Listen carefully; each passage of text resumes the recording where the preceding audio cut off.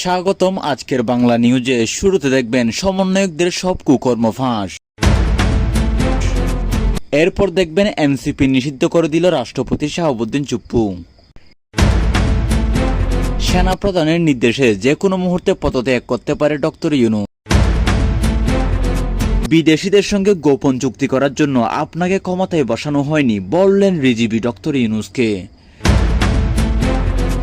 নির্বাচনে কোনো দলকে সাহায্য করতে পারবেন না বললেন সিসি। বিএনপির পদে পা দিয়েছে ডক্টর ইউনূস বললেন জামায়াত ইসলামী সেক্রেটারি জেনারেল মিয়া গোলাম। এবং সর্বশেষ দেখবেন 24 ঘন্টার মধ্যে দেশে ঢুকতে পারে সাবেক প্রধানমন্ত্রী শেখ হাসিনা। এতক্ষণ শুনলেন সংবাদ শিরোনাম, এবার বিস্তারিত। এবার বিএনপির সিনিয়র যুগ্ম মহাসচিব রুহুল কবির রিজভী অন্তর্বর্তীকালীন সরকারের প্রধান উপদেষ্টা অধ্যাপক মোহাম্মদ ডক্টর ইউনূসকে উদ্দেশ্য করে বলেছেন, চলতি নভেম্বরে ডেঙ্গুতে আক্রান্ত হয়ে 53 জন মানুষের মৃত্যু হয়েছে।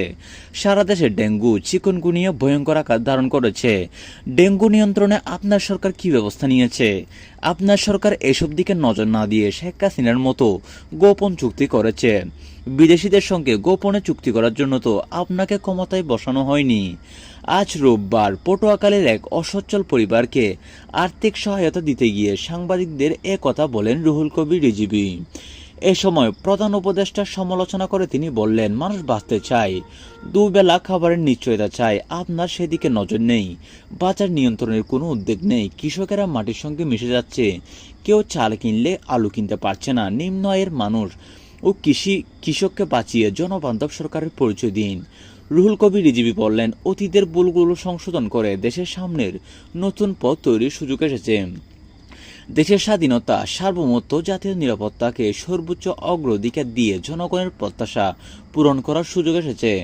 অন্তর্বর্তী সরকারের প্রত্যাশা অনুযায়ী কাজ করছে না উল্লেখ করে রুহুল কবির রিজভী বলেন, সাবেক প্রধানমন্ত্রী শেখ হাসিনা ভারতের বিদ্যুৎ কোম্পানি আদানির সঙ্গে চুক্তি করেছিলেন ভারত যাতে তাকে ক্ষমতায় টিকিয়ে রাখে। শেখ হাসিনা দেশের স্বার্থে কোনো চুক্তি করেননি। শেখ হাসিনার ক্ষমতায় টিকে থাকার জন্য ভারতের সঙ্গে বহু গোপন চুক্তি করেছেন। এখন দেখি ডক্টর ইউনূস সাহেবের আমল। দেশের স্বার্থে বিদেশি কোম্পানির সঙ্গে অবশ্য চুক্তি হবে, কিন্তু দেশের সার্বভৌমত্ব এবং নিরাপত্তাকে দুর্বল করে দিতে তো কোনো চুক্তি হতে পারে না। এ প্রসঙ্গে বিএনপির এই নেতা আরও বলেন, এখন শোনা যাচ্ছে চট্টগ্রাম বন্দর নাকি বিদেশি কোম্পানির হাতে দেওয়া হয়েছে।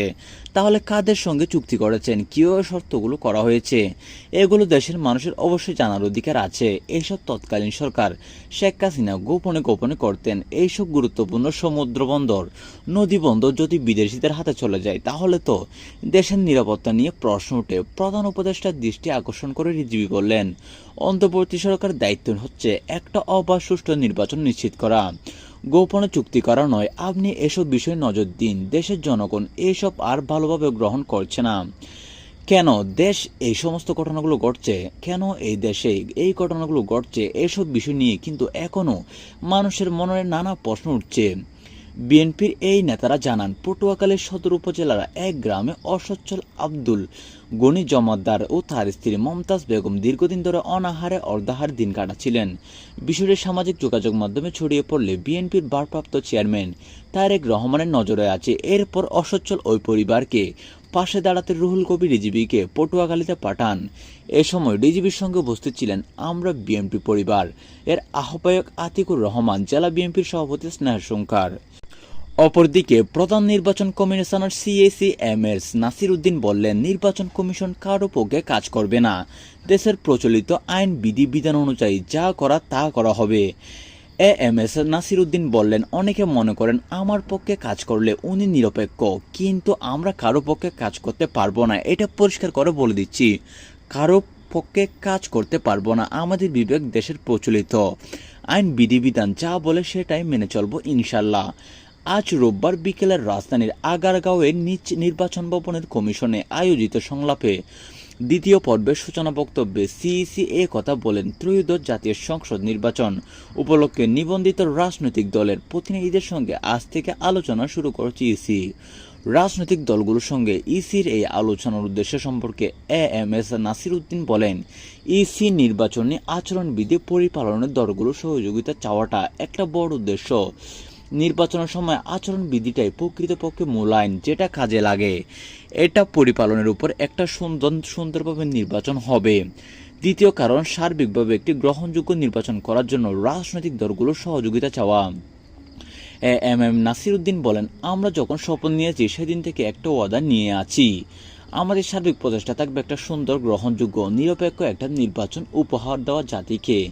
এটা আমাদের কমিটমেন্ট টু দ্য নেশন, জাতির কাছে অঙ্গীকার। রাজনৈতিক দলগুলো যদি সহযোগিতা করে তাহলে আচরণবিধি নিয়ে আমাদের বেশি মাথা ঘামাতে হবে না, আমাদের তেমন জোরাজুরি করতে হবে না, আইনের প্রয়োগ করতে হবে না, স্বয়ংক্রিয়ভাবে এটি পরিপালন হয়ে যায়। কিন্তু আমাদের বিগত দেড় দশকের অভিজ্ঞতায় দেখা গেছে এই ক্ষেত্রে বিশাল রকমের ঘাটতি রয়েছে। আসন্ন নির্বাচনে চ্যালেঞ্জিং কি সে বিষয়ে নির্বাচন প্রধান commissioner M M Nasir Uddin বলেন, সর্বশেষ বড় চ্যালেঞ্জ যেটা আমাদের সামনে উপস্থিত হয়েছে সেটা হলো সামাজিক যোগাযোগ মাধ্যম ব্যবহার করে অপতথ্য, ভুল তথ্য ছড়ানো মোকাবেলা করা আমাদের জন্য বড় একটি চ্যালেঞ্জ হয়ে দাঁড়িয়েছে।